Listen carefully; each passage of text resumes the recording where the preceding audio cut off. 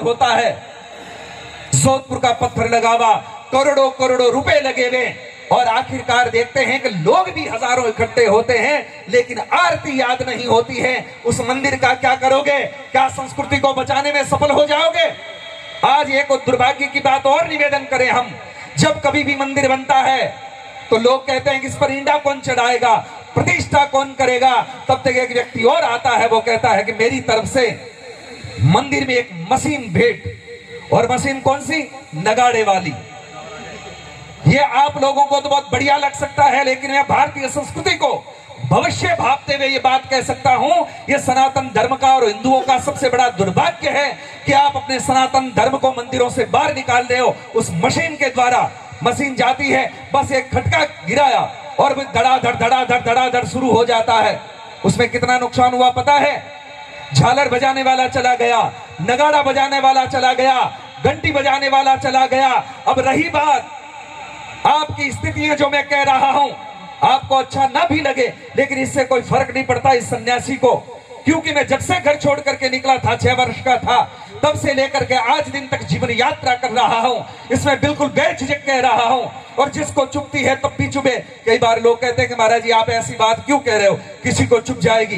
मैंने कहा जब तक पैर में कांटा नहीं लगेगा तब तक आदमी अपने पैर को देखेगा भी नहीं कि चुभा क्या है। थोड़ा चुभेगा तो टंटोलेगा। आज दिन तक आप 15-15 सालों से, पता नहीं कितने सालों से भजन संध्याएं कर रहे हो, मंदिर में आकर के मत्था टेक रहे हो, नाक रगड़ रहे हो, लेकिन आरती याद नहीं है। आपको नहीं लगता कि आपका सबसे बड़ा दुर्भाग्य है? क्या है आपकी भक्ति? आप कैसे प्रमाणित करोगे कि आप भक्त हैं बाएं बांके? आपको जब कोई मंत्र याद नहीं, जब आपको आरती याद नहीं, आपको प्रणाम करना आपको याद नहीं है। आज कोई प्रणाम करता है तो कैसे करता? यूं करता है। इसका मतलब क्या होता है? क्या करोगे आप?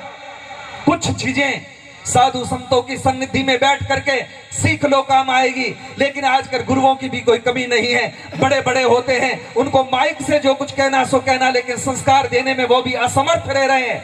भीड़ जुटाना सरल है, लेकिन संस्कारी 5 लोग तैयार कर देना बहुत बड़ी बात है। महाभारत के युद्ध को देखेंगे तो एक तरफ 3 करोड़ लोग थे और एक तरफ भगवान कृष्ण मात्र 5 बच्चों को लेकर के खड़े हुए थे, और उस पूरे महाभारत के युद्ध के निर्णय को बदल करके रख दिया। ये संस्कारों की बात होती है, सनातन की बात होती है, परंपराओं की बात होती है। इसलिए निवेदन करना चाहता हूं, मंदिरों से ये जितनी भी मशीनें हैं जल्दी से जल्दी बाहर निकालो। और आजकल आरती याद नहीं होती तो क्या हुआ पता है? मेमोरी कार्ड आ गया, पेन ड्राइव लगा करके और खटका डाल देते हैं, फिर ओम जय जगदीश हरे हो जाती है, ओम शिव ओमकारा शुरू हो जाती है। आपको कोई लेना देना नहीं। और मुझे तो कभी कभी भ्रम ये भी होता है